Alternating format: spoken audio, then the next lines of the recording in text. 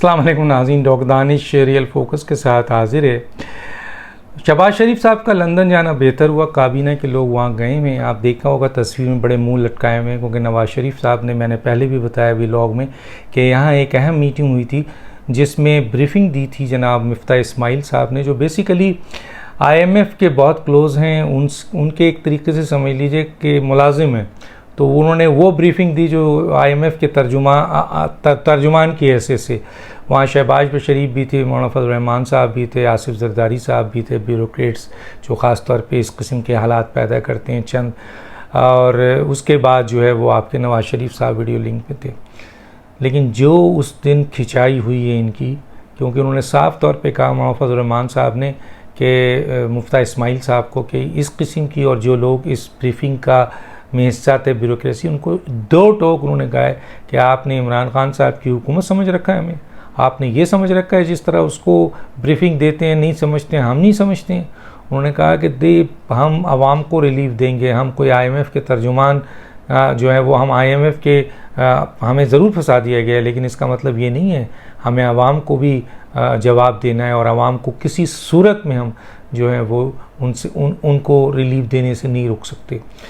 और नवाज़ शरीफ साहब ने भी इनकी बड़ी मिजाज पुरसी की है। बहरहाल वहाँ गए हैं, वहाँ 3-4 चीज़ों में बहुत इंपॉर्टेंट मैटर हुआ है, और वो ये था कि एक तो मईशत के ऊपर मेरा ख्याल है इसाक डार साहब को फौरी तौर पर पाकिस्तान आना पड़ेगा, क्योंकि मिफ्ता इस्माइल हम कह चुके हैं उनका इंटरेस्ट IMF है, उनका बटर वो जो है वो IMF है, वो IMF के मुलाजिम है, उन्होंने वही खेल खेलना है यहाँ पाकिस्तान में आके जो IMF के मफाद का हो।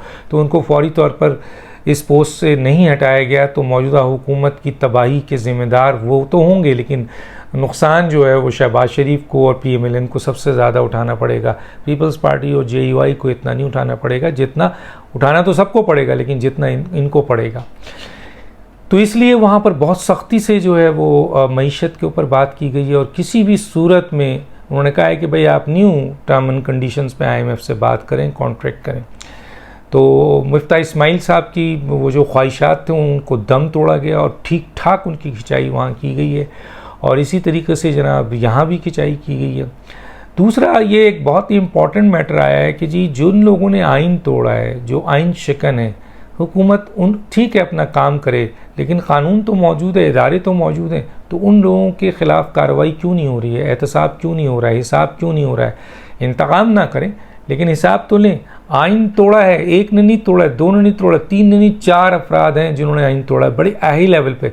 और अगर आप उनका हिसाब नहीं लेंगे, उनका एहतसाब अगर कानून और आइन नहीं करेगा, तो फिर आइन को हर आदमी तोड़ेगा, पामाल करेगा। और हमारी तो पूरी सियासत जो है वो आइन पे, इदारों से हमारी लड़ाई क्यों है, मैंने इदारों में चंद लोगों से लड़ाई क्यों है, क्यों हमने उनके नाम लिए कि आप हलफ की पासदारी करें। तो वहाँ तो हम कह रहे हैं हलफ की पासदारी करें इदारों को, और इधर यह सियासतदान के चेहरे पे लोग जो हैं वो आइन तोड़ रहे हैं अपने मफादात के लिए, इक़्तिदार के लिए। तो वहाँ इनकी इस बात पे भी सरजनिश हुई है मौजूदा हुकूमत के लोगों को। ज़ाहिर है ये राना सनाउल्लाह की तरफ गई होगी बात।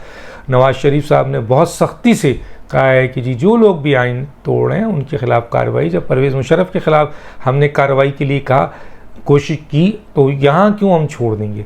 तो जिन्होंने भी आइन तोड़ा है तो उनके ख़िलाफ़ कार्रवाई, तो आइन शिकनों के ख़िलाफ़ कार्रवाई होने जा रही है। आज आपने देखा बिलावल भुट्टो ने भी पार्लियामेंट में खड़े होकर, और आसिफ जरदारी ने भी प्रेस में ये वाज़े तौर पे कह दिया कि जनाब जिन लोगों ने भी आइन तोड़ा है उनको नहीं छोड़ा जाएगा। तो गोया आइन शिकन कौन कौन से लोग हैं? 4, जनाब इमरान खान, जनाब आरिफ अलवी साहब, जनाब स्पीकर साहब, जनाब डिप्टी स्पीकर साहब, जनाब आपके फवाद चौधरी साहब। तो ये 4-5 अफराद हैं जिनके ख़िलाफ़ फेडरल गवर्नमेंट इनिशिएट करने जा रही है आइन शिकनी का केस, याद रखिएगा।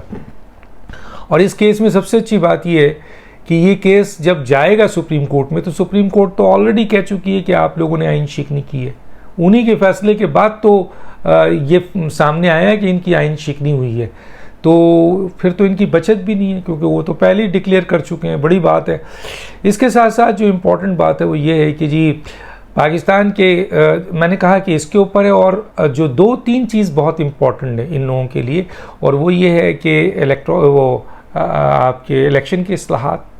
उससे पहले देखिए उन्होंने भी कह दिया, इन्होंने भी कल, मेरे मौलाना साहब ने भी मेरे इंटरव्यू में वाज़े तौर पे कह दिया कि इलेक्शन के इस्लाहात और नैब इस्लाहात, ये 2 इस्लाहात के बगैर इलेक्शन में नहीं जाएंगे। तो जाहिर है ये 2 इस्लाहात के सिलसिले में तकरीबन 3, 4, 5 महीना तो लगेगा ही लगेगा। तो अगर आप आज से 5 महीना 6 महीना लगा लें तो तकरीबन जो है ये बन जाता है, अगर मई से आप लगाएं जून, जुलाई, अगस्त, सितंबर, अक्टूबर, नवंबर, तो नवंबर बनता है। एक तो ये, दूसरा ये है कि इनके पास मैंडेट अभी 1 साल 3 महीने, उसको वो भी हासिल है इनके पास, और इनको पता है कि इनकी हुकूमत कहीं नहीं जा रही है, क्योंकि जल्द से जुलूस इमरान खान धमकियां दे रहे हैं 25 लाख 50 लाख, ना तो इतने अफराद आते हैं, ना इस तरह के धरने से जल्द से जुलूस से हुकूमत गिरती है। और वो भी एक सियासी जमात, मसलन एक सियासी जमात की बुनियाद पर इलेक्शन हो जाए, ये पाकिस्तान की क्या दुनिया की तारीख में नहीं है कि आपके कहने पर इलेक्शन हो जाए। आप एक सियासी जमात हो, दूसरी तमाम सियासी जमातें जो हुकूमत में हैं या और दूसरी अपोजिशन से, वो तो नहीं मांग रही हैं फौरी इलेक्शंस। और जाहिर है कि ये बता दिया गया है कि इलेक्शंस इस तरह से होंगे कि ये पहले इस्लाहात होगा। इसके अलावा आवाम को रिलीफ और मईशत को पटरी पे डालना है कि जी उसकी डायरेक्शन दुरुस्त हो जाए। तो ये बड़े सख्त फैसले वहाँ हुए हैं, सरजनिश हुई है, और हुकूमत को कहा गया है कि इसमें कोई कॉम्प्रोमाइज़ मैं नहीं करूँगा।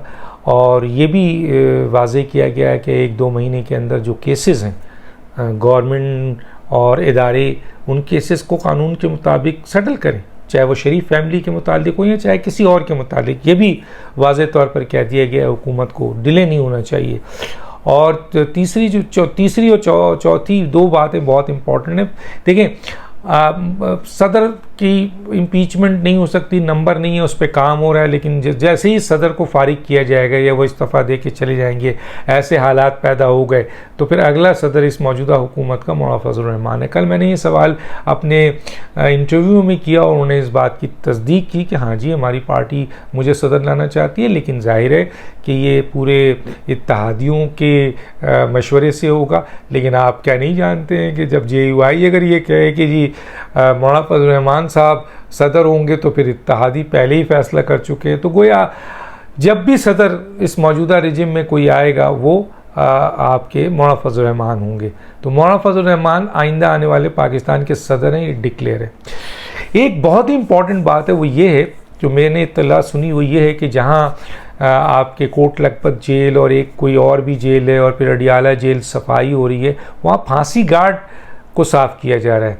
तो मैंने एक नाम नहीं कोट करना चाहता, वहीं के एक ऑफिसर से मैंने पूछा कि ये आप किसके लिए साफ़ कर रहे हैं। तो आप यकीन कीजिए उसने बरमला कहा कि यहाँ शेख रशीद साहब की तशरीफ़ आवरी होगी, क्योंकि आपको याद है कि मरीम नवाज़ साहिबा को भी जो है वो डेथ सेल में रखा गया था और वहाँ उनको बुरी तरीके से उनको रखा गया था।